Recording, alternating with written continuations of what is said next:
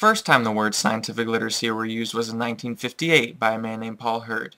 According to him, scientific literacy meant what the public should know about science. Ever since then, however, the definition seemed to change very rapidly, depending on the time period as well as who was telling it. In the 1950s and 60s, the term was based on how scientists had shaped the world themselves, also known as scientific concepts. An example of this would be like the 7 steps of the scientific method. In the 1970s and 80s, scientists realized how they were teaching scientific literacy previously was a mistake and changed the definition to a more sociological, developmental meaning. By this I mean more towards applying science to debates and relating it to real-life applications. In the 1990s, once again, the definition went under a reforming process. There were many books, articles, and journals published by people who tried to promote their own definitions of scientific literacy, but none of them succeeded entirely.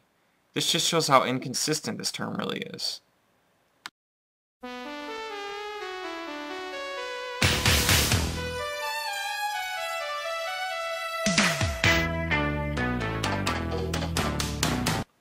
In 2002, a man by the name of Robert Hazen, Ph.D., who was a research scientist at the Carnegie Institution of Washington's Geophysical Lab, gathered information on how many Americans were scientifically literate.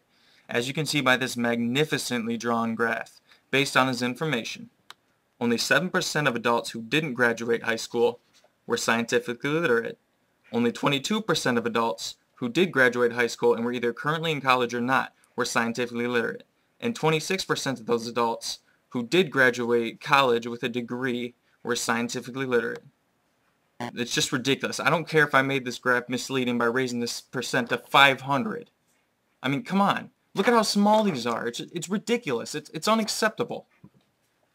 A few years later, in 2007, John Miller, a current Michigan State University researcher, gathered statistics as well.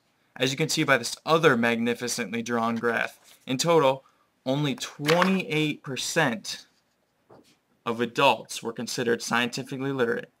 This is not acceptable. It's not acceptable. Ugh! It's not acceptable.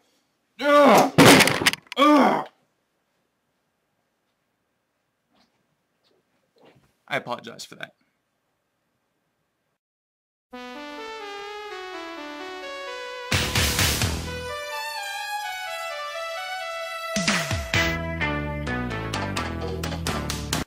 Scientific literacy is not appreciated by everyone. These kinds of losers believe scientific literacy is an unachievable myth. They're all like, oh, science constantly changes, which makes it hard for everyone to keep up to date, and everyone leads different lives, and some people don't need scientific literacy to get by. Trying to make everyone scientifically literate is impossible because it has no one specific meaning. Well, you know what I say to you people? You suck, and you're wrong. Here's my counter-argument to your counter-argument. I'm a scientist, therefore I'm automatically right. Deal with it.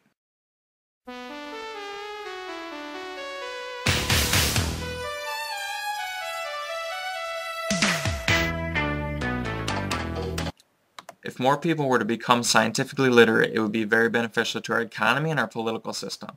When more people become scientifically literate, the government gives more money to science-related programs, such as NASA, for example. This way, our advancement in technology increases much faster. Relating scientific literacy to the economy is very beneficial to businesses. International businesses involve a lot of research in order to promote competition and find flaws in foreign companies. This in turn will affect how financially well we are doing as a country. It is also important to note our government has a big part in science education, the environment, and natural resources. If the government were to be scientifically illiterate, well, forget about any of those 3 areas being any good. But